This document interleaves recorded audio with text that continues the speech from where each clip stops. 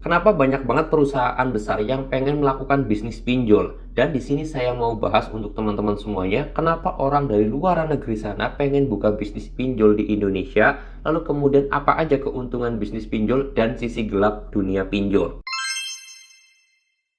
Assalamualaikum warahmatullahi wabarakatuh teman-teman semuanya. Pada kesempatan video kali ini saya ingin membahas sedikit yang bertemakan sedikit berbeda ya teman-teman semuanya, yaitu tentang yang namanya keuntungan bisnis pinjol, sisi gelap dari yang namanya pinjol, dan juga kenapa banyak sekali perusahaan-perusahaan besar itu pengen buka pinjol di Indonesia, bahkan dari luar negeri saya sana datang ke sini ke Indonesia untuk membuka bisnis yang namanya pinjaman online. Nah, di sini saya mau bahas buat teman-teman semuanya. Ya, sedikit temanya sedikit berbeda. Ini menambah sedikit wawasan dan juga sedikit ya gambaran kita terhadap dunia pinjol juga, agar gambaran dunia pinjol kita itu lebih luas dan juga lebih lebar ya teman-teman semuanya. Oke, di sini saya pengen bahas untuk teman-teman semuanya. Jadi yang pengen saya jawab, kenapa sih banyak orang luar negeri sana yang pengen datang ke Indonesia untuk membuka bisnis pinjol, atau perusahaan-perusahaan besar itu pengen buka bisnis pinjol? Karena yang pertama adalah jelas keuntungannya sangat fantastis sekali teman-teman semuanya.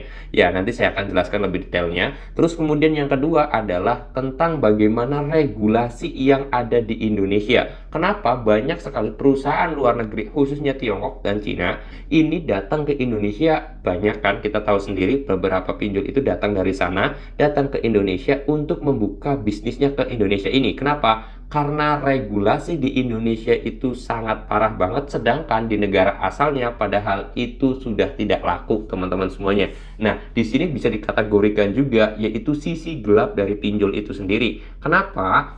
Karena kalau kita lihat di negara-negara maju dan juga negara-negara asalnya, itu pinjaman online yang ada di Indonesia sekarang itu dari negara asalnya tidak laku. Kalian boleh searching ke website manapun, kalian tinggal cari aja di Google teman-teman ya, untuk membuktikan apa yang saya sampaikan ini. Nah, kenapa kok bisa seperti itu? Ya karena regulasi di sana, di negara asalnya, di negara maju, itu tidak mendukung yang namanya pinjol. Karena pinjol itu bukannya menguntungkan, tapi malah membuntungkan, tapi jelas merugikan kepada warganya, kepada masyarakatnya, atau kepada penduduknya. Loh, terus kenapa kok di Indonesia tetap dibuka, Bang? Nah, disinilah saya juga berpikiran ada sedikit kong kali kong. Karena dari beberapa regulasi yang telah ditetapkan oleh OJK dan juga surat edaran dan juga semuanya, itu kayak nggak berlaku di Indonesia. Mungkin ada kong kali kong antara pinjol dan juga pemerintah kita. Nah, di sini juga sebagai bahan kritik kepada pemerintah saya sendiri, kenapa kok regulasi yang telah ditetapkan atau surat edaran yang telah diberikan OJK itu kepada para pinjol-pinjol itu tidak berlaku? Ini kenapa? Apakah ada kong kali kong? Nah, itulah karena sebenarnya pinjol itu sangat-sangat tidak menguntungkan, bahkan bisa dikatakan sangat-sangat membahayakan sekali. Makanya pinjol itu di negara asalnya tidak laku, teman-teman semuanya. Nah, masyarakat Indonesia kayaknya bisa nih dibodoh-bodohin. Kayaknya masyarakat bisa nih, Indonesia nih bisa, mau kita ambil uangnya. Akhirnya mereka datang ke sini, dan regulasi dari pemerintahnya pun tidak begitu ketat dan mudah sekali dikong kali kongkan dengan yang namanya kita tahu sendiri lah ya, itu sudah ranahnya berbeda. Tetapi memang itu berpengaruh loh teman-teman semuanya ya, karena kan pemerintah yang membuat aturan tersebut, regulasi dan yang lain sebagainya. Lalu kemudian kalau dikong kali kongkan kan ya sudahlah beres. Apa yang dimau ada amplop semua beres kan gitu. Nah, itu saya katakan juga sebagai sisi gelap dari yang namanya pinjol itu teman-teman semuanya. Nah, terus kemudian apa sih Bang sebenarnya keuntungannya ketika membuka bisnis pinjol ataupun membuka usaha atau membuka perusahaan tentang pinjaman online ini? Ya jelas karena satu, keuntungannya sangat fantastis dan keuntungannya sangat besar. Nah, di sini saya akan bandingkan juga kita kenapa nggak ke perbankan dan yang lain sebagainya. Oke, di sini saya mau bahas ya teman-teman semuanya. Kita ambil contoh sama-sama pinjaman. Kenapa kok pinjol itu keuntungannya sangat besar? Karena kita tahu sendiri dari bunga, dari denda keterlambatan, terus kemudian dari yang namanya biaya administrasi, dan itu semuanya sangat minim. Saya contohkan dengan pihak perbankan aja lah ya gampangnya. Kalian kalau minjem ke bank, saya yakin, saya jamin tidak ada bunga yang lebih dari 25% per tahunnya, itu tidak ada teman-teman semuanya. Coba aja kalian pinjam, apalagi ke KUR, kredit usaha rakyat atau pinjaman-pinjaman yang sekarang itu umumnya 13%, 12%, atau 15% itu udah tinggi. Kalau paling besar itu maksimalnya di 25% ketika kita minjam ke bank, dan itu pun nominalnya besar, miliaran ya teman-teman semuanya, atau ratusan juta. Sedangkan kalau kita pinjam ke pinjol itu bunga per tahun sama ya, bunga per tahun. Bank juga per tahunnya itu 6%, bisa sampai 20% itu udah gede banget. 20% lah saya katakan perbankan ini. Kalau pinjol bunga per tahunnya itu sampai ratusan persen, teman-teman. Kalau nggak percaya kalian hitung aja. Contoh kecil, bunganya adalah 0,3% per hari. Kalian harus tahu 0,3% itu per hari dikalikan 365 hari, maka sama dengan 100% lebih bunga yang harus kalian bayarkan ketika minjem ke pinjol. Sedangkan kalau di bank itu cuman maksimalnya pun 20% gitu loh. Jadi kalau kalian bayangkan minjem uang 100 juta di pinjol nih, tenor 1 tahun. Terus kemudian harus bayarnya berapa? Bisa sampai lebih dari 200 juta kalian harus bayar. Itu ke pinjol, ingat.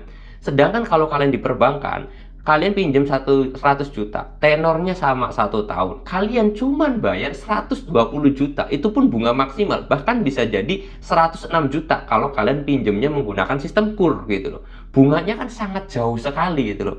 Nah, inilah kenapa keuntungannya bisnis pinjol itu banyak sekali perusahaan-perusahaan yang pengen buka bisnis di Indonesia. Itu loh, itu pertama dari bunga. Lalu kemudian yang kedua adalah dari denda keterlambatannya, itu bisa mencapai 0,3% untuk yang konsumtif. Nah, yang konsumtif ini bunganya pun bisa berkali lipat. Jadi 0,3. Kalau keterlambatan kalian itu sampai dengan 1 tahun juga, itu bayar hutangnya bisa sampai 300 juta. Yang dulu hutangnya 100 juta ini. Karena bunga keterlambatannya itu sangat tinggi sekali. Lalu kemudian biaya administrasinya itu biasanya 10% lebih. Nah, 10% itu sangat berdampak sekali. Udah contoh, kalian minjem 1 juta. Apakah kalian itu akan cair 1 juta juga? Jawabannya enggak. Kalian hanya cair 800 ribuan atau 900 ribuan. Maksimal banget, 900 ribu pas mungkin. Itu paling besar. Tapi biasanya minjem 1 juta, cairnya ya mungkin sekitar di 800 ribu, 90 ribu kan gitu. 890 ribu, itu semuanya terjadi teman-teman semuanya. Jadi gampangnya, simpelnya, kenapa kok banyak perusahaan pengen buka di Indonesia? Karena regulasinya gampang. Terus kemudian apa keuntungan buka bisnis pinjol? Bunganya sangat fantastis, dan itu nominalnya yang sangat-sangat besar sekali teman-teman semuanya. Dan kita bayangkan, pinjol itu nggak bakalan kok nyairin uang sampai ratusan juta. Sedangkan perbankan berpotensial sekali, pencairannya lebih besar, tenornya mungkin agak sedikit lama, bunganya sangat jauh sekali. Makanya kenapa banyak sekali pinjol-pinjol ini meraup keuntungan ya teman-teman semuanya. Itu dari yang pertama, dari bunganya, terus kemudian dari dendanya yang sangat besar, terus kemudian biaya administrasinya juga sangat besar, dan yang keempat itu adalah dari segi operasionalnya minim. Jadi kalau kalian paham dengan yang namanya dunia bisnis, itu ada operasional. Nah, contoh operasionalnya seperti apa? Contoh kalau perbankan di Indonesia, itu kan harus ada kantor setiap daerah. Contoh ada di Jakarta untuk pusatnya. Untuk di cabangnya di daerah Cirebon, Indramayu, terus kemudian Bandung, Bekasi, itu pasti ada. Bahkan setiap kecamatan ada. Artinya membutuhkan banyak karyawan, membutuhkan tempat, lahan, satpam, security, ATM, dan yang lain sebagainya. Otomatis itu ada biaya operasionalnya, ada biaya maintenance ATM, misalkan ATM-nya rusak, ada biaya listrik, ada biaya gaji karyawan, dan yang lain sebagainya. Itu biaya operasional yang harus dikeluarkan kan dari pihak perbankan tersebut. Nah, sedangkan pinjol cukup punya 1 kantor aja di Jakarta sudah selesai.